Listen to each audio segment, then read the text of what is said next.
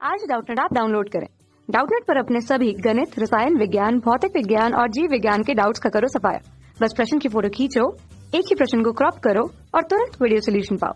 अभी डाउनलोड करें। प्रतिरोधों के समांतर क्रम में निम्नलिखित में से कौन सी राशि समान रहती है, ये हमको बताना है। और विकल्प में हमको राशियों के मान दिए गए हैं। पहला दिया विभवांतर, दूसरा धारा, तीसरा विभवांतर तथा धारा दोनों, और चौथा दिया कि इनमें कोई समान नहीं रहता, दोनों अलग अलग रहते होंगे। ठीक है, तो दोस्तों प्रतिरोधों का समांतर क्रम संयोजन किस तरीके से होता है।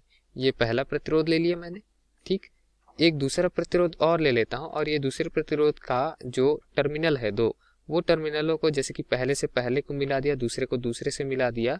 ठीक है, और धारा जो है वो जो संधियां बन रही, उस संधियों में हम सिरों पर विभवांतर लगा देंगे तो प्रवाहित होगी।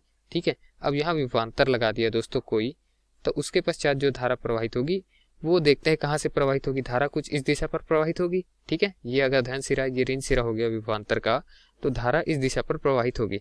मतलब धारा इस यहाँ प्रवाहित होगी और यहाँ से होते हुए एक प्रतिरोध में जाएगी और दूसरे प्रतिरोध में भी जाएगी। धारा जो है वो प्रतिरोधकों के व्युत्क्रम के अनुपात में बट जाएगी और एक दूसरे प्रतिरोधकों से होते हुए निर्गत में फिर वापस मिल जाएगी। तो इसको हम कहते हैं समांतर क्रम।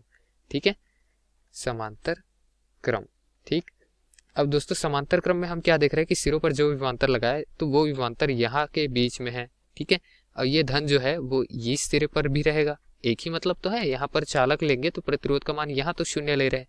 ठीक है, प्रतिरोध केवल यहाँ और यहाँ ले रहे हैं आदर्श स्थिति पे, और ये भी ऋण सिरा हो जाएगा।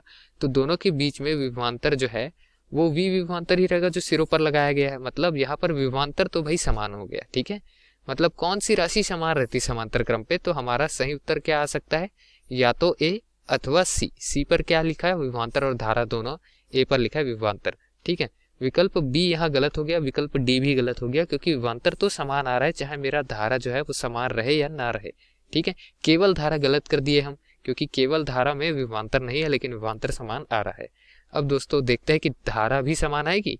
तो अगर यहाँ पर प्रतिरोध मैं दोनों का मान आर ले लूं, तो दोनों पे समान प्रतिरोध होने की वजह से दोनों पे समान धारा प्रवाहित होगी, क्योंकि ओम के नियम से हम क्या जानते हैं, V बराबर आई आर। मतलब जो चालक तार पे प्रवाहित धारा है I, वो सिरों पर लगाए गए विभवांतर के अनुक्रमानुपाती होती है, जो कि एक नियतांक पर निर्भर करती है, जो कि R होता है। ठीक है, R का मान समान है तो समान विभवांतर के लिए धारा का मान भी समान होगा। ठीक है, क्योंकि R का मान अगर नियत रख दे तो V जो है अनुक्रमानुपाती हो जाएगा धारा के। ठीक, अब दोनों का समान आर है, समान प्रतिरोध है, तो समान विद्युत वाहक बल या समान विभवांतर के लिए धारा का मान समान होगा। लेकिन दोस्तों क्या होगा यदि मैं प्रतिरोध का मान बदल दूं।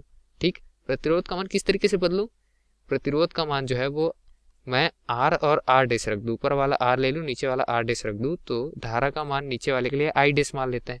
यहाँ से आई डैश जा रही है, यहाँ से आई धारा जा रही है, कुल धारा जो है वो आई धन आई डैश के बराबर है। तो दोस्तों ये देखना है कि किस पे धारा ज्यादा जाएगी या कम जाएगी, तो दोनों के लिए धारा का मान अलग अलग आएगा। ठीक है, आर जो है वो क्या हो जाएगा, वी नियत होने की वजह से आर जो है व्युत्क्रमानुपाती हो जाएगा आई के। ठीक है, और वैसी आर डैश जो है व्युत्क्रमानुपाती हो जाएगा 1/आई डैश के। ठीक है, 1/आई डैश के अनुक्रमानुपाती अथवा आई डैश के व्युत्क्रमानुपाती, ये बोलना सही रहेगा। ठीक, तो प्रतिरोध का मान मैं बढ़ा दूं तो धारा घट जाएगी, प्रतिरोध का मान मैं घटा दूं तो धारा बढ़ जाएगी। इस तरीके से हम बता सकते हैं कि प्रतिरोधों के व्युत्क्रम अनुपात में धारा प्रवाहित होती है। तो धारा समान हो ये आवश्यक नहीं है, केवल तभी समान होगा जब दोनों प्रतिरोध समांतर क्रम पे लगे, दोनों के मान समान हो, तभी धारा समान होगी। ठीक, तो विकल्प सी तब आएगा जब दोनों प्रतिरोधों के मान समान हो जो समांतर क्रम में लगे। प्रश्न में वैसा नहीं दिया गया है हमको कि दोनों प्रतिरोध समान लेना है, इस वजह से हम ये नहीं कह सकते दोस्तों कि धारा भी समान होगा। हो सकता है प्रतिरोध अलग अलग लिए हो तो धारा अलग अलग हो, इस वजह से विकल्प सी यहाँ गलत हो जाता है और हमारा सही विकल्प हो जाता है विभवांतर।